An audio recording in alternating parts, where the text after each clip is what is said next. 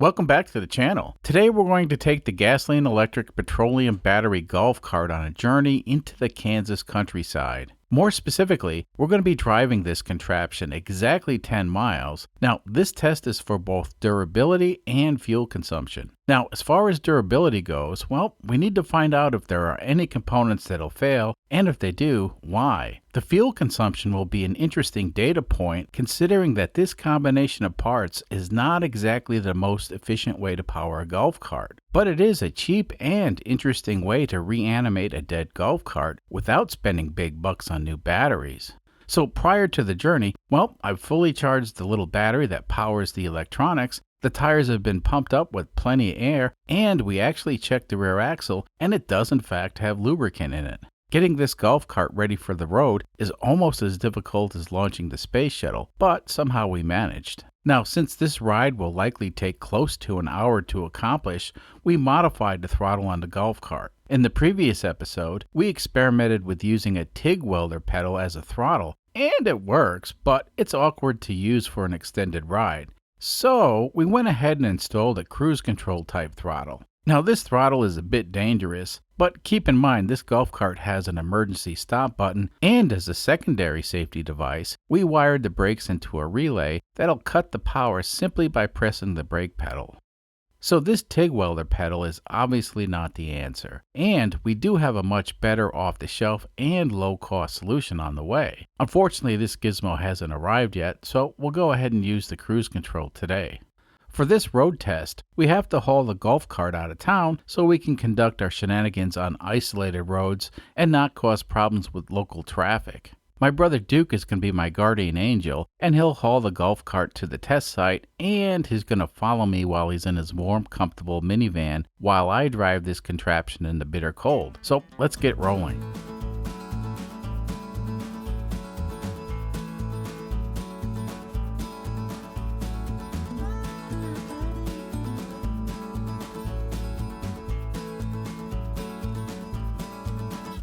And we have arrived. I think this qualifies as out in the middle of nowhere, and that's good. I'm really excited to see how this thing performs pretty much at full throttle for the next 10 miles, and the last thing I want to do is deal with traffic. Well, my chariot awaits. Let's get going while we still have daylight. And the journey begins. Will this 212cc Predator petroleum battery manage to go the full 10 miles? And if not, are we going to run out of fuel, or is something going to break? There's only one way to find out. So, piloting this three-wheeled contraption on unpaved roads without an actual throttle is a learning experience. It took me a few minutes to dial in everything and find a comfortable speed. Now, as it turns out, I really didn't know how fast I was going. I was just having fun and enjoying the ride. Thankfully, Duke figured out this thing was going way faster than normal, and he got that on video. So yeah, hopefully I have enough fuel. This is definitely the hardest I ever pushed this thing. Now the good news is this test won't take long at all. Now according to the gauges, we're only pushing 45 amps at 48 volts and we're consuming 2.1 kilowatts from the petroleum battery. Not too shabby. Well, it looks like I'm going to be busy for the next half hour, so let's go ahead and cut back to Jimbo, who's in the studio, where he wants to talk about last week's adventures, and he'll explain a few things and answer a few questions he received in the comment section. Now in the previous video, we had some fun doing full throttle acceleration runs. Here, just as a refresher, let's take a look at what happened.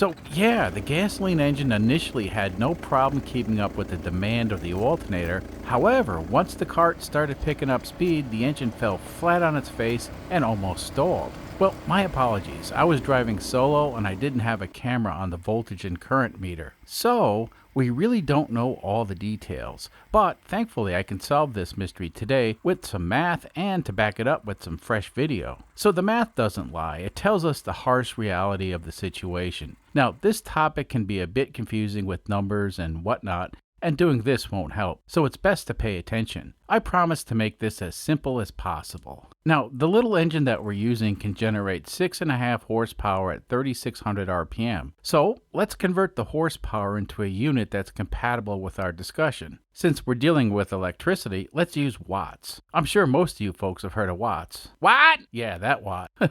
1 horsepower equals 745.7 watts. So 6.5 horsepower equals 4,847 watts. It's simple math. Now, in every video, I fully disclose that the petroleum battery system that we're developing is not efficient. And that's fine. I don't care about efficiency. So how inefficient is this system? Well, it's hard to say, but an automotive alternator is around 60% efficient. That means we lose about 40% of the energy when using a gasoline engine to produce the electricity we need to drive the big DC motor. So a few moments ago, I told you that our 6.5 horsepower gasoline engine has the equivalent power of 4,847 watts of electricity. But since our alternator is only 60% efficient, we only get 2,908 watts of electricity on the output of the alternator.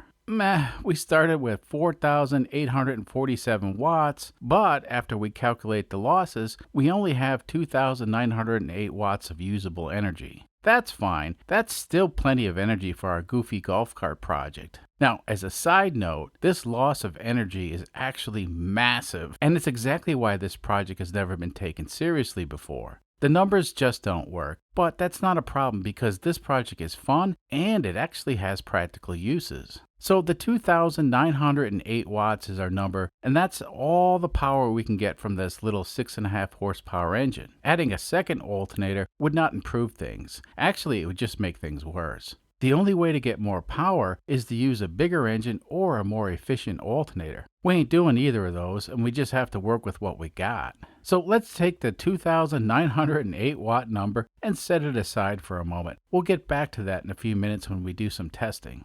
Now, judging from the comments, it appears not everyone's familiar with how the throttle works on this little engine. You see, this engine's equipped with a governor. So the governor will automatically adjust the carburetor to maintain a constant speed regardless of the load on the engine. So whatever speed we set this throttle to, the governor will try to prevent the engine from bogging down when a load is applied.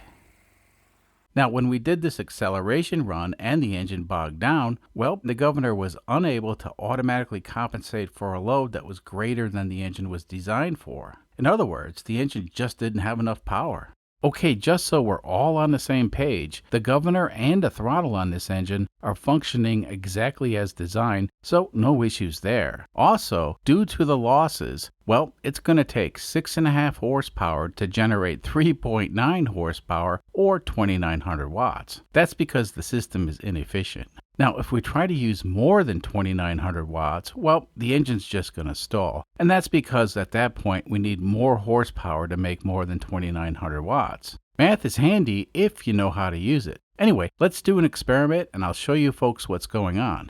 In the previous video, I jumped on the cart with a camera and had some fun. This time I have to record everything. Now, this fixture is something I made to record gauges and meters of all types. It's a pain in the ass to set up, and it's not something I use at a moment's notice. As you can see, we have a telephone set up to video the meter. So let's do an acceleration run and get some data.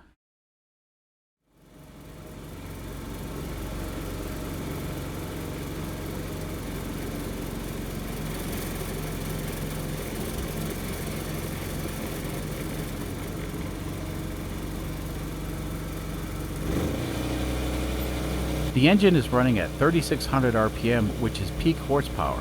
Let's floor the accelerator. And the engine stalled.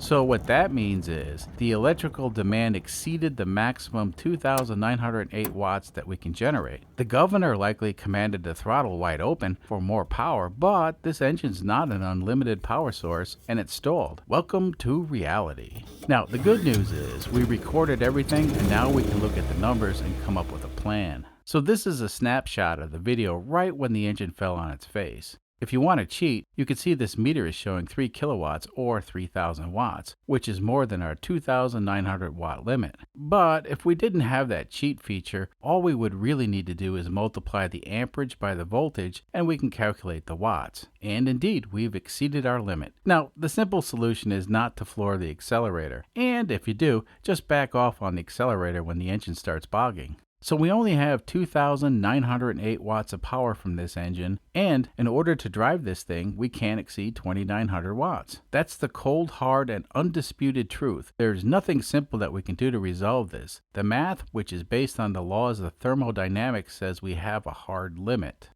You know, I've read dozens and dozens of comments where helpful folks have suggested using capacitors, possibly even using supercapacitors. Unfortunately, on this setup, there's just no place in the circuit where you can place a capacitor. Here, let's have a look. This is the simple circuit that we're using. The alternator is directly connected to the big DC motor. Now, when the golf cart is stationary, there's 0 volts across these wires. When we throttle the alternator, the voltage across these wires will go up. Basically, the voltage across these wires can be anything between 0 and perhaps 36 volts, depending on the throttle. Adding a capacitor to the circuit just doesn't make any sense. For instance, if we place a supercapacitor here, well, the problem is, in order to charge the supercapacitor, we'll divert an enormous amount of power to the capacitor when the golf cart accelerates. Keep in mind, charging a capacitor takes energy. This is why it's important to know the math and how to analyze a circuit. Now here's another problem. If I let off on the accelerator, well, the alternator will stop producing power. But the supercapacitor will continue powering the circuit until it discharges.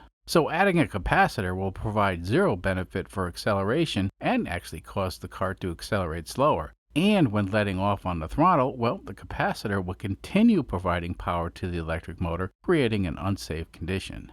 So if you disagree, well, here's the circuit. I just don't see any way where a capacitor would be helpful, especially since there is absolutely no regen on a series wound DC motor.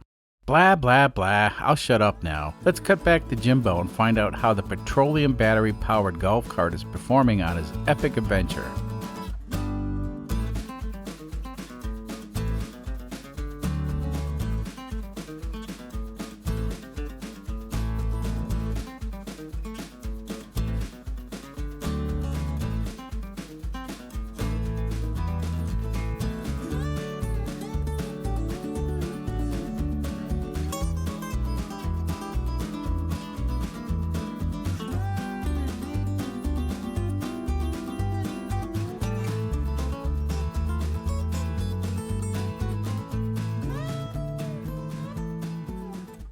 And we're done. The petroleum battery performed flawlessly, and we finished this road test with plenty of gasoline to spare. Let's take a look at the battery compartment while this contraption's still hot. At this point, I'm curious if anything's smoking hot. Well, the big DC motor is hot, but not that hot. I reckon it's about 110 degrees Fahrenheit, which is probably normal. We do seem to have a lot of dust on everything. I hadn't counted on that. Well, this is fascinating. The alternator case is not really hot at all. This is interesting. Also, the belt isn't hot. Wow, I'm really impressed. Let's put this thing back on the trailer. I think my brother Duke may have better things to do. So we're loaded up and ready to go. I'll calculate the fuel economy when we get back to the shop in a few minutes. You know, this was the most fun I've ever had with one of my crazy projects. I think we finished just in time. It looks like the traffic is starting to pick up, so let's get going. Today it was in the mid-50s, which is about normal for Kansas in early December. I think if we had a better golf cart and warmer weather, it would have been more of a blast just cruising around the countryside. I think I'm going to start seriously looking for a better golf cart to experiment on. Yep, this thing is dusty. Obviously, the electronics need to be better protected, but since this project is part of a YouTube video series, well, everything has to be easy to work on. Now, not many people realize it takes a lot of time to produce these videos, and everything has to be accessible and visible for the camera. Let's check that fuel tank. So, when we started the road test, the fuel tank was filled up to this red thingy, and it's apparent we did consume some fuel. So, let's get a better look inside. And yeah, there's still plenty of fuel left.